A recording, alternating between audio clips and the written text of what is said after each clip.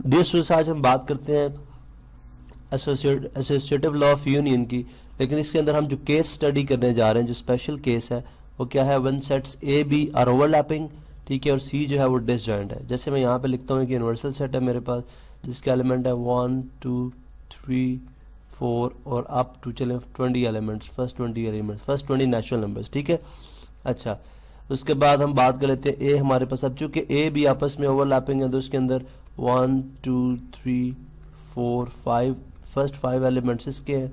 उसके बाद हमारे पास बी सेट है जिसके एलिमेंट है 3 4 6 7 8, ठीक है।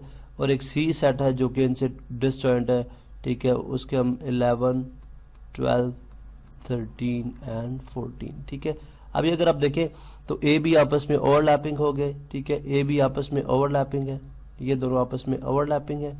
और जो सी सेट है इनके साथ वो क्या है, सी इज डिसजॉइंट। सी का कोई भी एलिमेंट ए और बी के साथ मैच नहीं करता, सी इज डिसजॉइंट। ये केस है जो हम स्टडी करने लगे और हम देखेंगे एसोसिएटिव लॉ को हम यहाँ पे किस तरह से बाय वेन डायग्राम शो करते हैं, ठीक है। अब ये देखें जी, ये आपने जहन में रखनी है, हमारे पास ये गिवन सेट्स है, ठीक है। और इसके अंदर गिवन सेट्स के को मद्देनजर रखते हुए हम इसको स्टडी करेंगे। यहाँ पे जो फर्स्ट साइड है, left hand side of associative law of union, हम बात करते हैं जी ए बी। सबसे पहले हम देखते हैं ए बी के अंदर ओवरलैपिंग क्या है। 3 4 एलिमेंट जो है वो बी के अंदर भी है, 3 4 ए के अंदर भी है। तो यहाँ पे हम सपोज कर देंगे ये क्या है, 3 एंड 4 ये ओवरलैप करें, ठीक है। बाकी ए के जो एलिमेंट्स हैं वो 1 2 एंड 5 हैं, ठीक है। सर बी के जो रिमेनिंग एलिमेंट्स हैं वो क्या हैं, 6 7 एंड 8।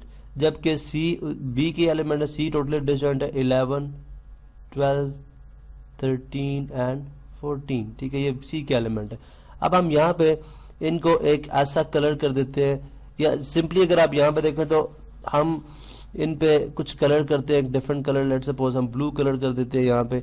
जब हम देखें ए यूनियन बी करेंगे तो फिर हम ए यूनियन बी में जब ये ओवरलैपिंग एलिमेंट है ये जस्ट वन टाइम आएगा, ठीक है। और ये बेसिकली क्या हो जाएगी, इनकी यूनियन, ठीक है। यहाँ पे आपको नज़र आ रहे हैं, एलिमेंट्स भी नज़र आ रहे हैं, ठीक है। ये हमारे पास क्या हो जाएगी, इनकी यूनियन, ठीक है। चले अब यहाँ पे देखें 1 2 3 4 5 6 7 8 ये टोटल एलिमेंट्स होंगे जो ए यूनियन बी के अंदर आएंगे। जब हम इसकी यूनियन करेंगे एक थर्ड सेट से जो टोटली डिसजॉइंट सेट है, ठीक है, तो उसके तमाम के तमाम एलिमेंट्स इसके अंदर आएंगे।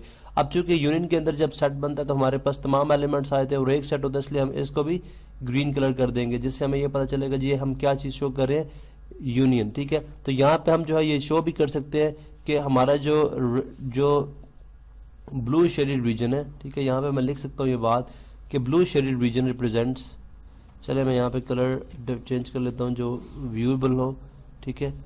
Blue shaded region, blue shaded region represents मैं शॉर्ट में लिखूंगा लेफ्ट हैंड साइड, ठीक है। क्या जी, लेफ्ट हैंड साइड, ये लेफ्ट हैंड साइड को शो कर रहा है। इस तरह अगर मैं यहाँ पे आ जाऊँ, ठीक है, तो यहाँ पे पहले मुझे बी यूनियन सी करनी है। अब अगर देखें मैं बी यूनियन सी करता हूँ तो इसके अंदर अगर पहले मैं एलिमेंट्स को प्लॉट कर लूँ, ठीक है। अगर मैं एलिमेंट्स यहाँ पे प्लॉट कर देता हूँ, ठीक है, वही एलिमेंट्स हैं 3 4 ये है हमारे पास, ठीक है, जो ओवरलैप कर रहा है। 1 2 5 इसके रिमेनिंग एलिमेंट्स हैं, 6 7 8 इसके रिमेनिंग एलिमेंट्स हैं, और 11 12 एंड 13 एंड 14 सी के रिमेनिंग एलिमेंट, सी के जो टोटल एलिमेंट्स हैं, ठीक है। अब यहाँ पे हम जो है स्टडी करने जा रहे हैं वो क्या है जी, हमने देखना जी कि अगर हम सबसे पहले बी यूनियन सी करें। अब देखें बी जो है वो सी के साथ टोटली डिसजॉइंट है। जब बी जो है वो सी के साथ डिसजॉइंट है तो बी और सी के तमाम एलिमेंट्स जो हैं वो इसके अंदर आ जाएंगे, ठीक है। क्योंकि अगर आप देखें बी के सेट के अंदर 3 4 भी मौजूद है तो बी और सी के तमाम एलिमेंट आ जाएंगे।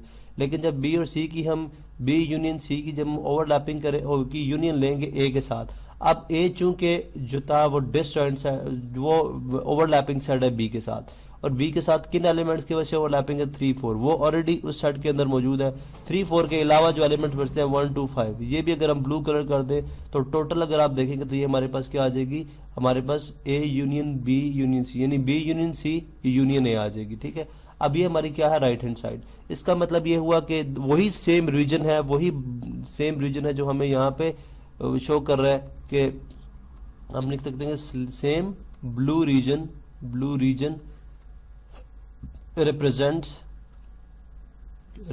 राइट हैंड साइड, तो लिहाजा यहाँ से बात प्रूव होगी रिप्रेजेंट्स राइट हैंड साइड, तो लिहाजा यहाँ पे बात प्रूव हो जाती है कि left hand side is equal to right hand side है। तो हम यूँ कह सकते हैं जी कि मेरे जो एसोसिएटिव लॉ ऑफ यूनियन है, ठीक है, वो इस स्पेसिफिक केस के अंदर के जब दो सेट्स आपस में जो है वो ओवरलैपिंग और तीसरा सेट उनके साथ डिसजॉइंट हो, उस केस में भी ये होल्ड करता है।